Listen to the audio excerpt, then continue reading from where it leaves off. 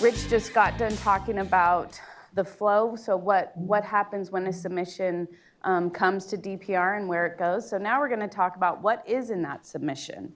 I'll be talking about new product submissions, additional alternate brand names, distributor products. As John went over, each of these is considered a new product submission. I'll be going over the application and then labeling.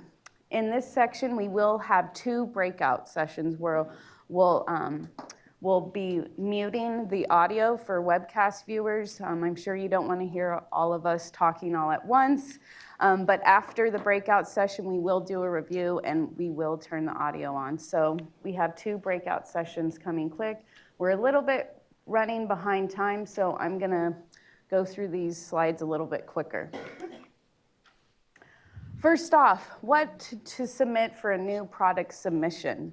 So we will need a copy, a completed application. All these forms are located in your workbook under the Forms tab if you want to follow along, and a checklist also. The $11.50 application fee for the new product, all the US EPA stamped accepted label, any kind of correspondence, will need to be submitted, 6 copies of the label. So people will ask, why do you need 6 copies of the label? Why isn't 1 okay? So we do use all 6 copies of those. The first copy is the label that the regulatory scientist is going to review. So that's where we do our markups, highlight, when we do that comparison. The next copy, if the product has to be evaluated, will go to the evaluation scientist. We need 2 of those, one for the evaluation coordinator and the other one for the evaluator, the evaluation scientist to review. So now we're at 3 copies. The next copy is when your product goes through the whole process and it's ready to stamp that label. I'm sure you guys would like a copy of that stamped accepted label. And then another copy is for an agent. So companies will hire an agent to submit the application on behalf. So we do provide them a copy. And then the 6th one is for the coding. So we talked about how we input the product information into our product label database. So the coders use that label in order to get the information from the label and put it into our database. So we do use all of those copies. And expand on that a little bit too. The 6 printer-proof labels and stuff like that is set in regulations, so to be in compliance with the regulations at this point in time, you do have to submit those things to comply with the regulations. Otherwise, it could be construed as a deficient application, right, Kara? Sorry, is it printer-proof? Printer-proof? Are you talking about electronic label? Electronic, like we submit the electronic file. So the printer-proof. So not yet. We still need hard copies of the label. Yeah. The printer's proof is when you send it to the printers, they usually give you a proof to make sure that this is what you want on your label. It even has the dimensions of the label on there too, so it could be that or the actual final printed label. These are the labels that is going to be on your container that you're proposing to sell and distribute into California. So we actually need to see that container label. Yeah, that's the other thing is even though that something does pop up, you might ask your RS to say, hey, can you just print that out for me? Yeah, please don't ask us to do that. Just send in the hard copy. Can you just remind me what the second and third copies were for? Who do they go to? Oh, okay. Sorry, let me go back. Okay, so the first is for, I have to do it all over again, sorry. The regulatory scientist to review, and then the evaluator scientist, and then the evaluator coordinator. Richard went over how the process of the evaluation. So that's 2 copies in order to go to the evaluation process.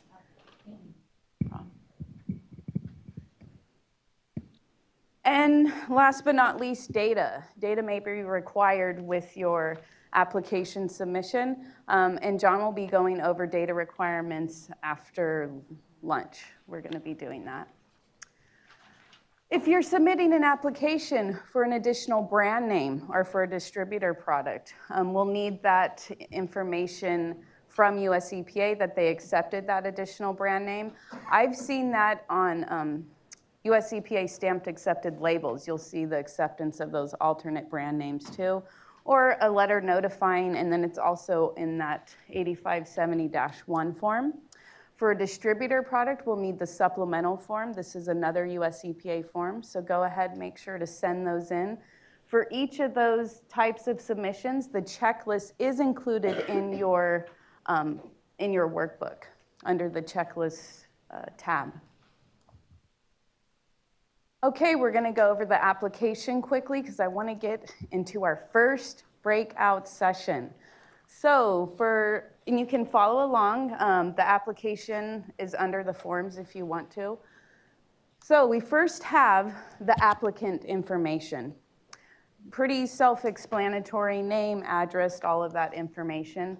The next part of the first page is the type of California registration request. So that can be included the new product, a master label, additional brand name, those types. And then US EPA, type of US EPA registration. Is it a Section 3? Is it a distributor product?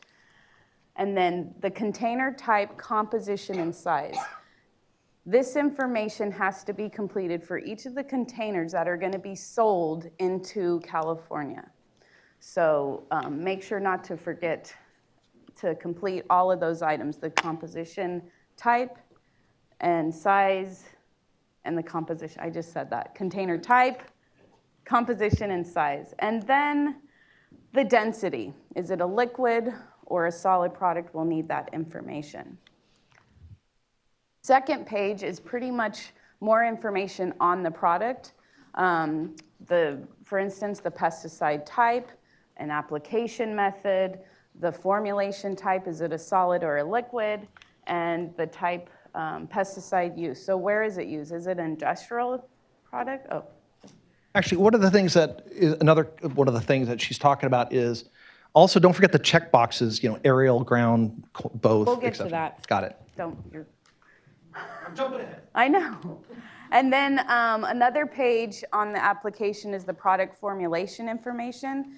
This is where you need to list out all the active ingredients, the percentages, the inert ingredients, their percentages. However, if it is a federally registered product, we prefer to have the confidential statement of formula. The product's already registered, you already have that form. It's one less form that you have to fill out. So if you already have that, go ahead and send that in lieu of our product formulation information sheet. Yes? Yes, I just want to expand on that too. That's a very good point. If it's federally registered, just submit the CSF. There's time and time again that you folks, not necessarily you folks, but the older folks that I worked with back in the old days, they would fill out the product formulation information form instead, and you'd be surprised how inaccurate that is, and then we'd have to go back and forth, having to clear up some issues on that, versus that they would have just submitted the EPA CSF to begin with. None of that would have happened, and we would have sped up the process of getting the product registered. So yes, if it's there, submit it to us, the EPA CSF. Some other things that I wanted to mention about the first page is for the company name and address, they should match what is on file with US EPA. And this can be checked on their databases, the PPLS and NPERS. Also, we need a mailing address within the US. So sometimes there's foreign registrants in Canada or Mexico. So for those, we would need an agent's address on there, so we're able to mail correspondence to them. Rich already mentioned it about making sure we have a correct email address on file. We do get bounce backs, so I'm sure you'd like to know where your application is at, so just make sure to give us a correct email address. So yeah, and what about on page 2 about the product is applied by ground, aerial, or both? For this product, what would you check?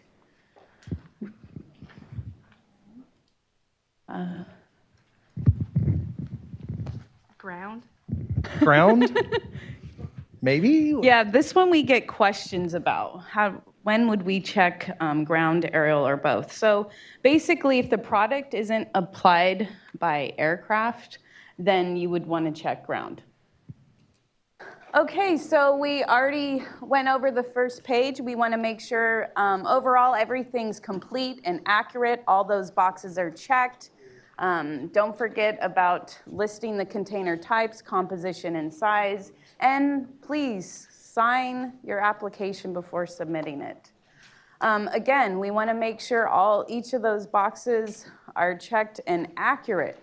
Because again, this information is going to be coded into our product label database. When you want to make sure on your formulation, we have the correct active ingredients. They total up to 100%. If there is any proprietary blends or mixtures, we are going to need the complete composition of those. Okay, we're going to move into product label. Did you have a question? Very quick. Okay. In your real application.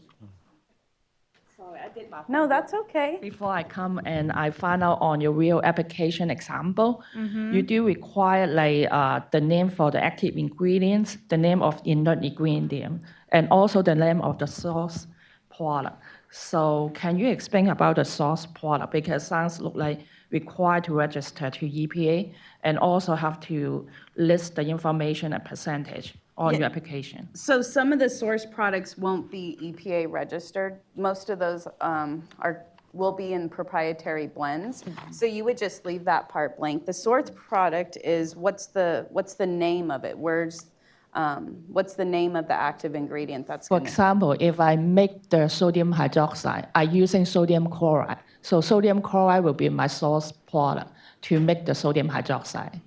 Is that correct? Is there a name, though, for that product that you're using? Or is it just... No, I it's just give you like the a example. I just give you example. I make sure when I fill the application is correct. What For do you the guys source. think? Do you think it should just, Richard, should they list just sodium hydroxide? Yeah. Industrial or whatever. Here you go.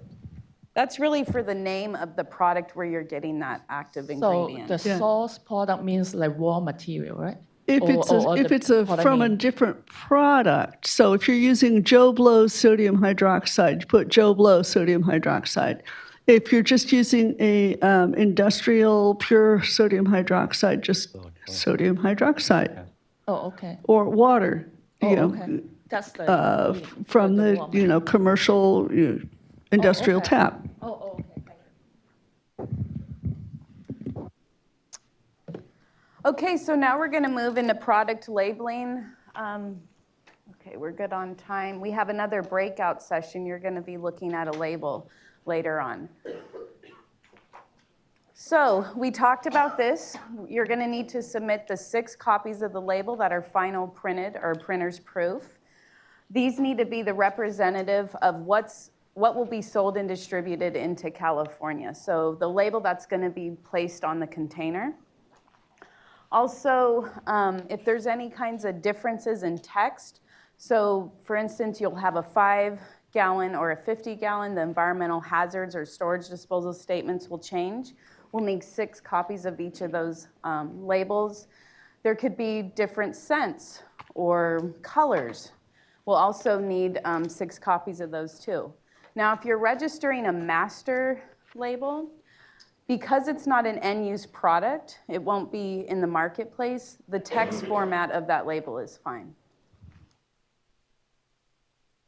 So here we have all the required labeling elements. So this comes from 40 CFR, that's the Code of Federal Regulations, Section 156. These are all the required labeling elements on there.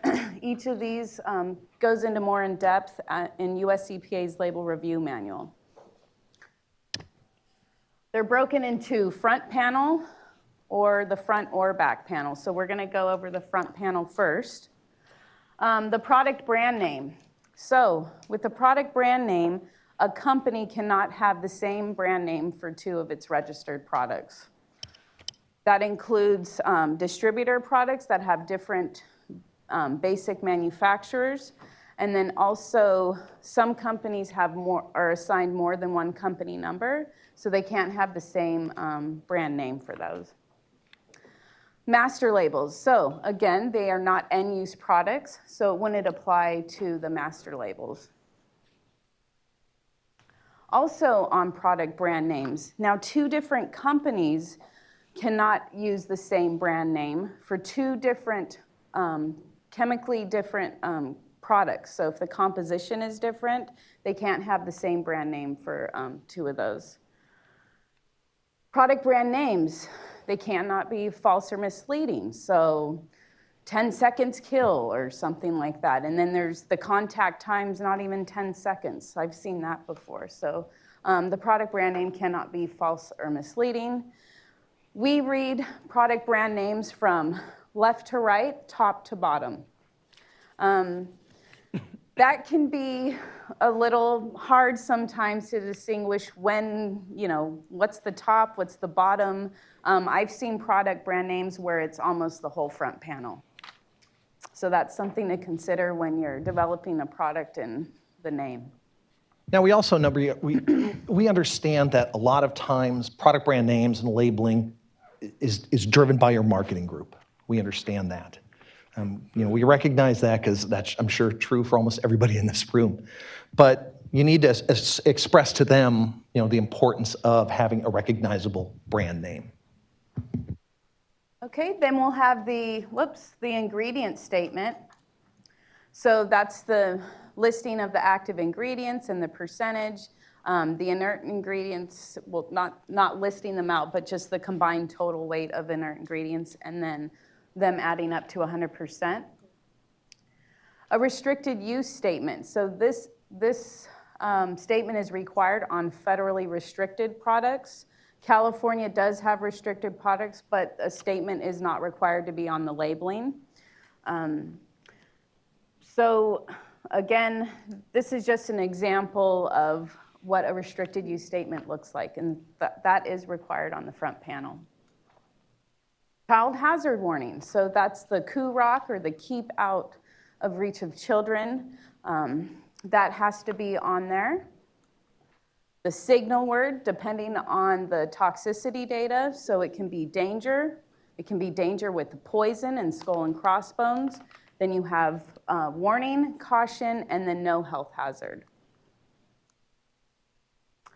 First aid statements, again, based on the toxicity data that's sent in and the category. The first aid statement is required on the front panel for Tox Category 1 products.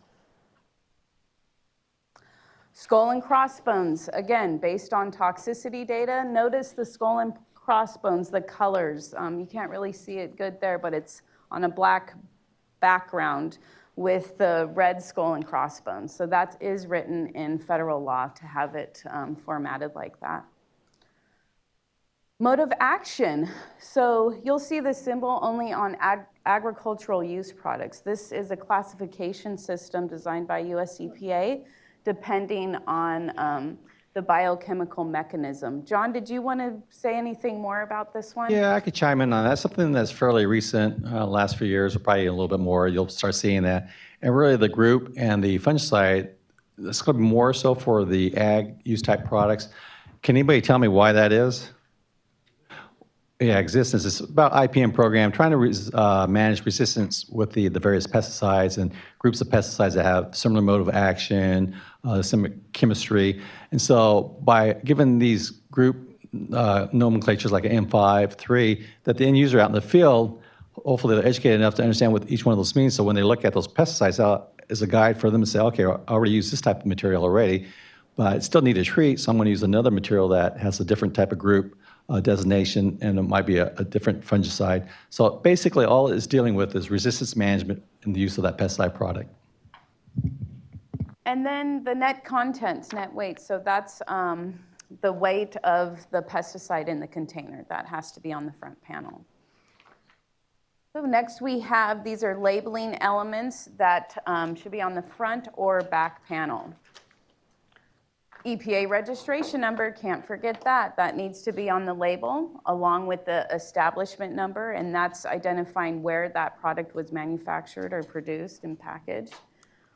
Company name and address needs to be on there. This is identifying who produced the product, who's manufacturing it, and it's qualified by either manufactured for or distributed by.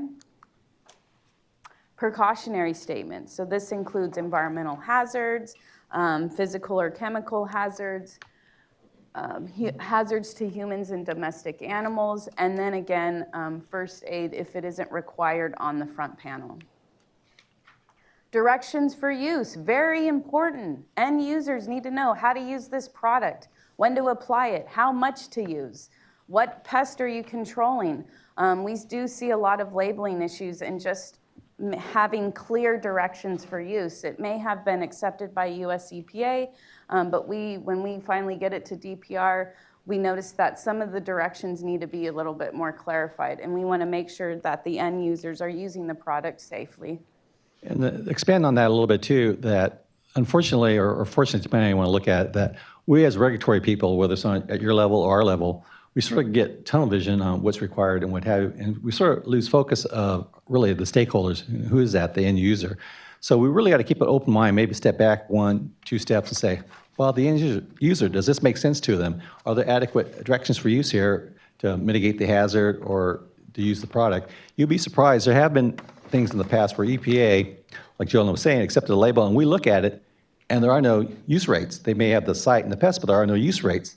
And in some cases, it's gone through US EPA, and I know at least one instance it went through our branch here, and it got registered. But the thing is, when those things happen, and this is something that I work with the new people to identify that, just don't let it go, because it can snowball into a much bigger issue.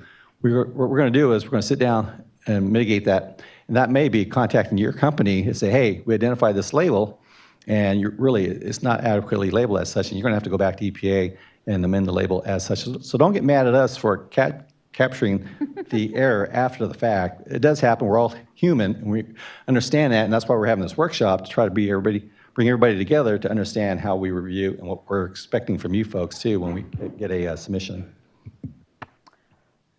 You have a question here? It's a very good information about disposing unused product and container. Can we contact waste management to get some direction? Because when you dump the product, the chemicals, to the sink, I think it's very important.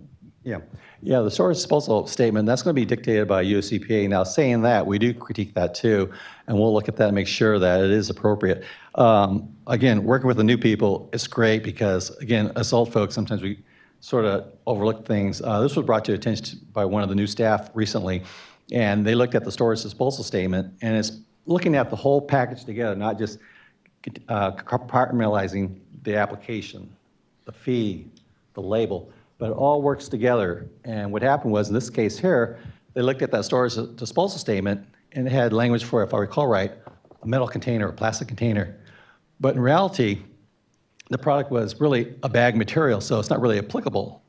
So those are the things that we look at, but yet the restaurant missed. So we do look at it at a critical eye, and looking at the whole storage disposal or use directions, everything together, make sure that it's correct, or maybe the application was incorrectly filled out. So, good question. Great, worker protection. Oh, Oh, you have another quick question? Sorry, just to go back, can you clarify a little bit on directions for use being required on the front or back panel? Like, if you have a really long label, we tend to put those in the middle. Yeah, this is just general guidance that comes from US EPA's label review manual. If you need more, it goes into specific details, but this is just a general guide of where the labeling elements are. And usually found. if you just have a reference to it, saying use directions, please see inside booklet. Yeah, I had a question about the 6 labels. So when you print them out, so we have like a base label, and then we have directions for use that can be attached to that, but it can't be removed from the container. So do you want 6 copies of the base label plus 6 copies of the directions for use? And then also some of our products have like a box. So do you also want a copy of the labels that are on the box as well? Like the box can be pretty big. So do you want a printout of actual size of the full box or cropped areas of the... So is it the exactly same label that's on the box? Or is there any new labeling language around the box, or is it exactly the same? It's the same. So we just need the copies of what you were saying, the base label, the directions for use. If it's the same exact labeling language, we wouldn't need the copy of that. It's only when it's the differences. Okay. And if you have different size containers, do you just need to submit one? So if you have a 2.5 gallon and then 265, submit one or the other? Representative copy. Yeah. Yeah, so 6 copies of, so the 2.5 gallon would have a different storage and disposal than the 265 gallon, is that what you said? So we would need 6 copies of the 2.5 gallon and then 6 copies of the 260 gallon, because we know that those storage and disposal statements will be different. But if everything's the same, you just If it's would every the need one. same, then no. We would Okay. just need one representative copy of that. But 6 copies of that one representative. Sorry. Yeah. And So many copies, I Yeah. can't wait to get rid of this paper, man. I think that could be unanimous Pounds in the and room, pounds of Joe. paper. and also if you have like let's say your 2.5 is refillable, your 265 is non-refillable, that's the only difference. Yeah, that but would that's be considered a change, it's Okay, different. so you 'Cause would I know the submit storage or the both. disposal statements will be different. So yep, 6 copies of each, okay. Thanks. lots of paper. And then just piggybacking on that really fast, if you have multiple things, like if you've got a 30 gallon, a 50 gallon, a 250 gallon, make sure that those are all captured on the application. Because remember, we have enforcement people going out and they're doing, surveys out in the market and seeing what's registered. And they do look at the label. And in some cases, something as minor as the store's statement may trigger a violation. So just keep that in mind. Okay, worker protection statements, so this includes PPE, any kind of user safety recommendations. The warranty statement, so this is optional, but a lot of labels do have this warranty statement.